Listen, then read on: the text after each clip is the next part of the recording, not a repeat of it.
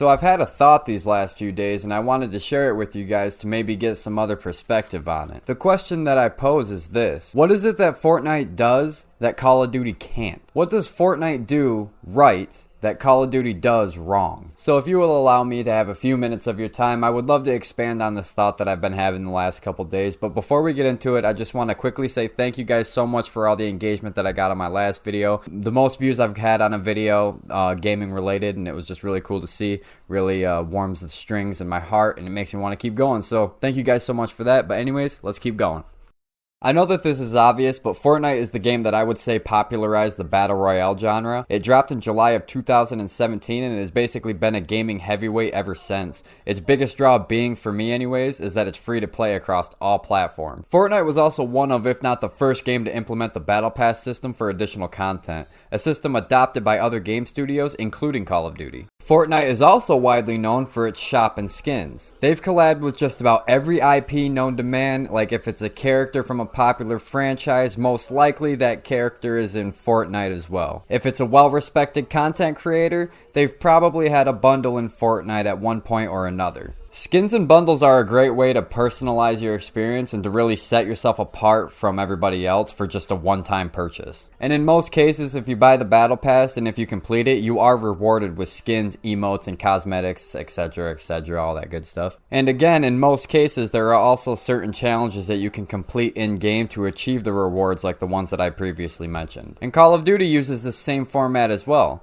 The only difference is that Fortnite is free to play, and Call of Duty is $70 to play. And that's where the problem lies. Alright, so skins, emotes, cosmetics, all of these are up to the individual player to make the decision on if they want to purchase them or not. This is also true for the Battle Pass as well, meaning that these are both completely optional. You don't have to buy them to actually play the game itself. And this does hold true for both Fortnite as well as Call of Duty. The difference is that with Call of Duty, there's a barrier to entry of sorts, and that's the actual process you take spending $70 to play the game itself. Because it's not very often that Call of Duty holds a weekend where you can play 90% of their newest game for free. So in Call of Duty, if you were to buy a bundle, that would probably set you back a good $25, and that gets you probably an operator skin, a calling card, emblems, a weapon blueprint, and let's say a weapon charm, I guess. Which might not honestly sound too bad considering all of what you get in that bundle. However, I think it would be disingenuous to think that the average Call of Duty player cares about anything other than the skin and maybe the weapon blueprint. I feel like the only people that really care and get hyped about the emblems, calling cards, you know, weapon charms and all this and that, I feel like that's reserved to the Call of Duty streamers. Like, I feel like the ones that get hyped over that are the ones that Activision pays to actually like. We'll just say that the player pays about $25 for two notable pieces of content.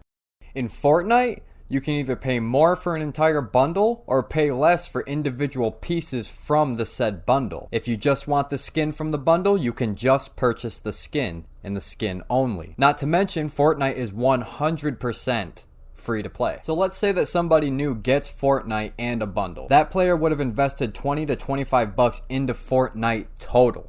The content offered in Fortnite is interesting as well with the collaborations that they do. And as I've mentioned before, Fortnite has collabed with just about every third-party IP that you can think of. Hence why my character is Satoru Gojo from Jujutsu Kaisen. But they also appeal to the younger generation as well because Epic likes to add the special emotes from popular trends and TikTok dances. We know that we've seen them in Fortnite, come on. But to add on to that as well, they also release their own original skins and content as well. All of this makes Fortnite come across, to me anyways, as a less serious, more gimmicky game, but it also gives off a sense of fun, which is desirable when it comes to video games. And you should notice as well that there never really seems to be any ill will from the Fortnite community when it comes to whatever they add into the store. Players actually seem to love it when the store is updated with new content.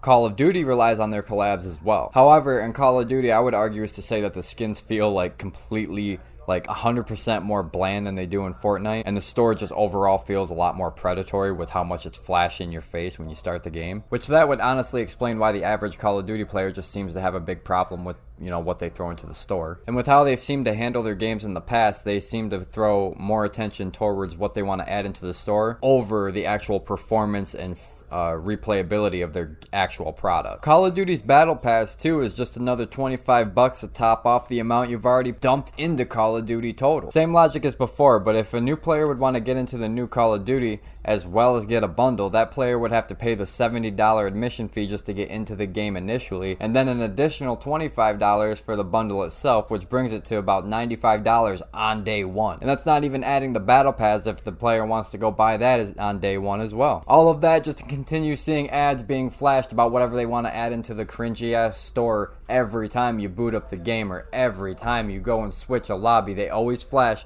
yo, go check out the store. That's not how it be in Fortnite. In Fortnite, all you do is hit X to start and you're in the game and you're already looking for a game. That's all it is. And that's what I meant earlier when I said that the Call of Duty store seems to be a lot more predatory, because that's literally the only thing they want to flash into your face. They just want to see how much money they can squeeze out of you. To basically sum it all up, what Fortnite does better than Call of Duty is their store and their content to the game in general. Skins and bundles add a sense of personality to Fortnite, which the individual player still has an option to take part in if they choose to do so or not. Also, while making the full game accessible to all players. I think personally that is just what's better for the player. But ever since I got back into Fortnite, that's basically been what I have been thinking about.